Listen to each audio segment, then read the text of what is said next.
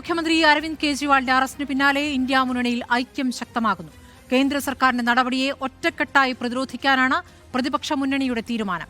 തെരഞ്ഞെടുപ്പ് കാലത്തെ അറസ്റ്റിനും റെയ്ഡിനുമെതിരെ കോടതിയെ സമീപിക്കാനും ഇന്ത്യ മുന്നണി തീരുമാനിച്ചിട്ടുണ്ട്. അരവിന്ദ് കെജ്രിവാളിന്റെ അറസ്റ്റിൽ ശക്തമായ പ്രതിഷേധമാണ് ഇന്ത്യ മുന്നണിയിൽ നിന്ന് ഉയർന്നു കേൾക്കുന്നത്. അറസ്റ്റിന് പിന്നാലെ കെജ്രിവാളിന് പൂർണ്ണ പിന്തുണ പ്രഖ്യാപിച്ച് രംഗത്തെത്തിയ നേതാക്കൾ തുടർ നടപടികളും ആലോചിക്കുന്നു. ഇന്ത്യ മുന്നണിയിൽ ഇതുവരെ കാണാത്ത ഐക്യമാണ് ഇപ്പോൾ പ്രകടമാകുന്നത്. മുന്നണിയിലെ പ്രധാന നേതാക്കൾ ഒരുമിച്ചാണ് ഇന്നലെ തെരഞ്ഞെടുപ്പ് കമ്മീഷനെ കണ്ടത്. സീറ്റ് വിഭജനത്തിന്റെ പേരിൽ തെറ്റിപ്പിരിഞ്ഞ തൃണമൂൽ കോൺഗ്രസും ഒപ്പമുണ്ടായിരുന്നു എന്നതാണ് ശ്രദ്ധേയം. കോൺഗ്രസും AAPയും തമ്മിൽ കൂടുതൽ അടുക്കുന്നു എന്നതിന്റെ സൂചനകളും പുറത്തുവരുന്നു.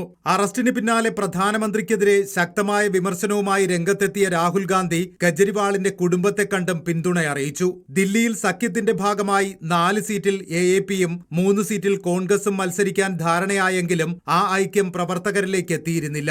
എന്നാൽ പ്രതിസന്ധി ഘട്ടത്തിൽ കൂടെയുണ്ടാകുമെന്ന സന്ദേശം കോൺഗ്രസ് നൽകിയതിലൂടെ ഇരു പാർട്ടികൾക്കിടയിലുമുണ്ടായിരുന്ന വിടവ് ഇല്ലാതായതായാണ് വിലയിരുത്തൽ.